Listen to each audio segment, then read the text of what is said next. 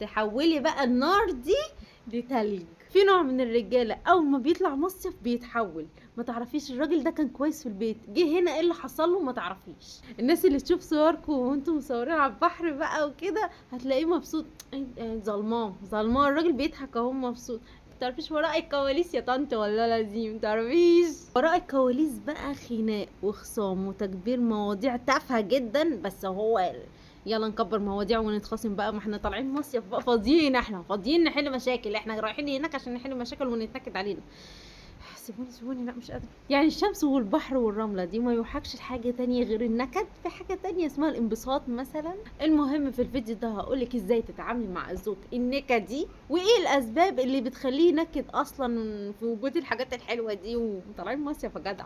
بس اهم حاجه ما تنسيش تعملي اشتراك او فول عشان تشوفيني تاني، وتعملي لي لايك وكومنت حلو او دعوه، يعني زي ما تيجي منك اي حاجه. اول حاجه هقولك ايه هما انواع النكد عشان تعرفي جوزك انهي واحد فيهم. النوع الاول اسمه النكد الصامت، تلاقيه ايه ما بيتكلمش ما بيعملش مشاكل، بس هو كشري جدا، استغفر الله العظيم يا رب كده. التاني بقى هو النكد الزنان، اللي هو اعوذ بالله، يعني اول واحد استغفر الله العظيم يا رب، التاني اعوذ بالله. الشكاوي بقى بصي، لو يعني في زحمه في الشارع في شكوى، ايه الزحمه دي، إيه المصاريف في شكوى، كل حاجه في شكوى. ايه يا عم طب انا مالي، انا هو انا محور الكون؟ في انا مالي. غير بقى كل ما تشتري حاجه تقولي بصي جايبين، بصي عاملين، جايبين المحل كله، جايبين السوبر ماركت كله. ايه يا عم، هو مصيف صرف، معروفه مصيف صرف. تالت نوع بقى اسمه النكد الخناقات، ده بيتخنق من يعني حاجه فسفوسه كده هو يكبرها ويبقى خناقه كبيره. طب ليه؟ هو كده، هو دماغه كده. يعني مثلا صحيتيه بدري، ليه صحيتيني بدري؟ ايه هيلموا البحر؟ اه يا عم هيلموا البحر، احنا جايين ننام، احنا عايزين ننزل نبلبط. ايه الاكل لسه ما اتعملش ليه؟ كنت بحمل عيالي ازاي، انا عايزه اكل. بص اي حاجه في اي حاجه مهم يتنكد عليكي، وهتلاقي مشاكل صغننه قد كده تكبر فجاه كده يعني في ايه، انا جايه انبسط مش هيتنكد عليا. اول حاجه لازم نعرف ايه هي الاسباب اللي بتخليه ينكد علشان نعرف نحل من الاول، او نحط شروطنا كده قبل ما نطلع علشان نعرف ايه نعمل حد للموضوع ده. اول حاجه هو التكاليف والصرف، او المشاكل الماليه من الاخر يعني. هو شايف نفسه هو مضغوط، فطبيعي المضغوط بيطلع نكده على مراته. هما هو كده احنا متنكدين يبقى لازم مراتاتنا تستحملنا. دي بقى هنحلها قبل ما نطلع المصيف، بس استني بس اقول الاسباب مره واحده وبعد كده نقول الحل حاجه حاجه. تاني حاجه ممكن يكون تعب الطريق، حصل موقف الاكل اللي انتوا واخدينه كنتوا المفروض تاكلوا في العربيه مثلا باظ، كنتوا قايلين ان انتوا هتقعدوا على كراسي لقيتكوا اتحجز الكنبه، حاجه كده حصلت في التنظيم نفسه بتاع الرحله عكننت عليكم. الارهاق نفسه، يعني الفيديو اللي انا وريته لكم ده اللي بتاع المصيف بتاع المره اللي فاتت هسيبه لكم تحت، لو حد ما شافوش هسيبه لكم تحت. انا كنت مرهقه بطريقه انا مش طايقه نفسي، يعني بزق نفسي كده عشان انبسط، عشان هي ايام معدوده جدا فلازم ننبسط، بس في نفس الوقت في ارهاق ليس له معنى، ما تعرفيش ليه معكنن على الواحد. الارهاق ده كان معكنن فعلا على الواحد، يعني في شطات كده هتلاقي عيني حمرا.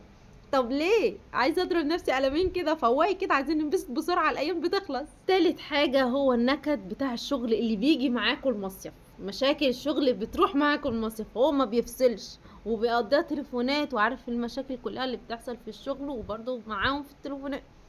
يا عم افصل انت في اجازه، لا هو دماغه برضه في الشغل، فدي حاجه برضه بتعود عليكم انتوا في النكد، ما هو بينكد عليكم برضه. نيجي بقى هنتعامل معاه ازاي. اول حاجه قبل السفر لازم تقعدي معاه كده وتشوفوا انتوا هتصرفوا كام في اليوم الواحد، واليوم اللي هتعدوا فيه البادجت ده تاني يوم هتخفوا مصاريف شويه، ولازم تتفقوا على كده من قبل ما تطلعوا مع الولاد. بمعنى ان يوم هيشيل يوم، لو في يوم في صرف اوفر تاني يوم هنقل المصاريف شويه، ومش لازم نصرف قوي زي الايه اليوم اللي قبليه. دي مشكله الايه المصاريف والتكاليف اللي هناك الزياده.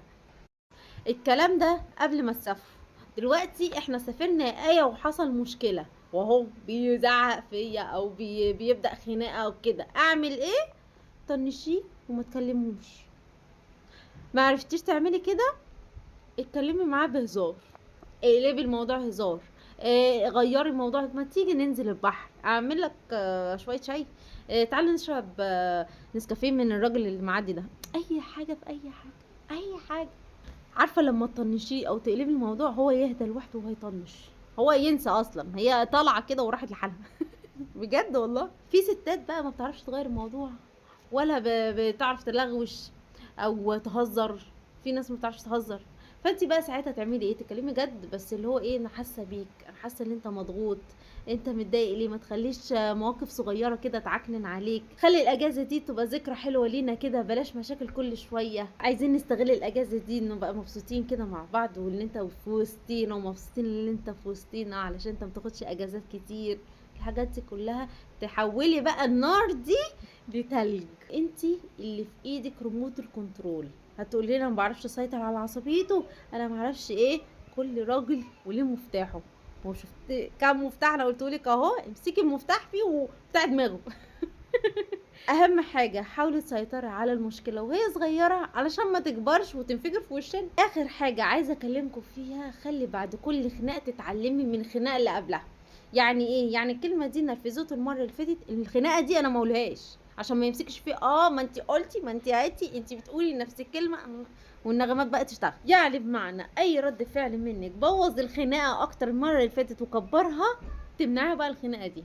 تخلي بالك في كل خناقه تقللي المشاكل، وتحاولي ايه، تفلتري كلامك او اسلوبك اللي بيضايقه علشان الموضوع ما يكبرش منك ويحصل نكد كبير كده في المصيف. مش عايزين نقلبها نكد يعني. وبس كده. لو انت جوزك نكدي اكتبي لي تحت في التعليقات ربنا يهديه، وما تنسيش تعملي لي فولو او اشتراك علشان تشوفيني تاني وتكتبي لي دعوه حلوه منك كده. اهم حاجه خلي المصيف ذكرى حلوه وما تضيعهاش في النكد. السعاده قرارك انتي، ولازم تنبسطي. هو اصلا مره واحده في السنه فلازم تنبسطي. ولو انت مامي جديده ومش عارفه تاخدي ايه معاكي وانت رايحه بالبيبي لاول مره، استني الفيديو اللي جاي ان شاء الله قريب. وبس كده. سلام.